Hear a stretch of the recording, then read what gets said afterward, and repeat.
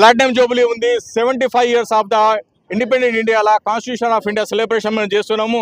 Constitution of India అంటే what is the necessary of the constitution, దాని అవసరం ఏముందంటే మీరు కామన్గా ఆలోచించండి. మన కార్ తీసుకుంటే కార్తో ఒక మాన్యువల్ ఇస్తుంది, కంపెనీ ఇస్తుంది కదా. ఒక కంప్యూటర్ తీసుకుంటే ఒక మాన్యువల్ వస్తుంది, మన ఫోన్ తీసుకుంటే ఒక మాన్యువల్ వస్తుంది. ఎందుకంటే దాన్ని ఎలా ఆపరేట్ చేయాలి, దాన్ని ఎలా మెయింటైన్ చేయాలి, దాన్ని ఇది చేయాలి అని.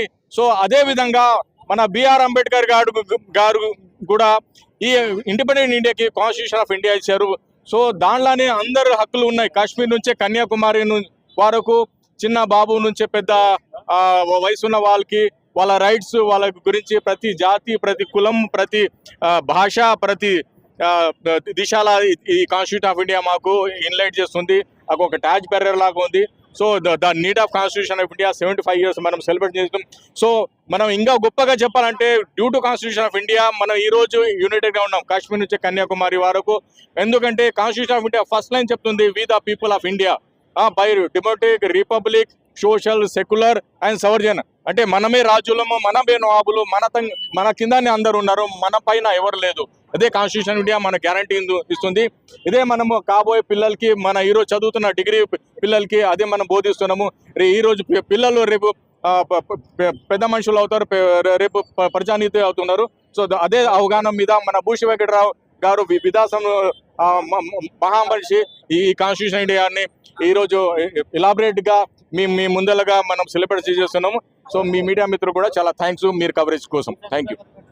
కాశ్మీర్ నుండి కన్యాకుమారి వరకు, ఢిల్లీ నుండి ఢిల్లీ వరకు భారత రాజ్యాంగ వజ్రోత్సవ వేడుకలు ఘనంగా జరుపుకుంటున్నాము. అంటే ఈ రాజ్యాంగంలో ఆనాడు బాబాసాహెబ్ అంబేద్కర్ గారు పొందుపరిచినటువంటి సమానత్వం, సౌభ్రతత్వం, సోదరత్వం, లౌకికవాదం, సోషలిజం అనేటువంటివి పీఠిక ద్వారా రాజ్యాంగంలో పొందుపరచబట్టి జాతి, కుల, మత, వర్ణ, లింగ వివక్షతో తేడా లేకుండా అందరికీ రాజకీయపరమైనటువంటి స్వతంత్ర హక్కులు ఈ రాజ్యాంగం కల్పించింది.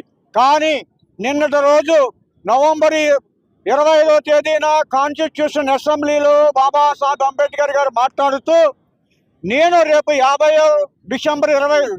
జనవరి 26 నుండి ఈ దేశ ప్రజలకి ఈ రాజ్యాంగం రాజకీయ ప్రజాస్వామ్యాన్ని ప్రసాదిస్తుంది.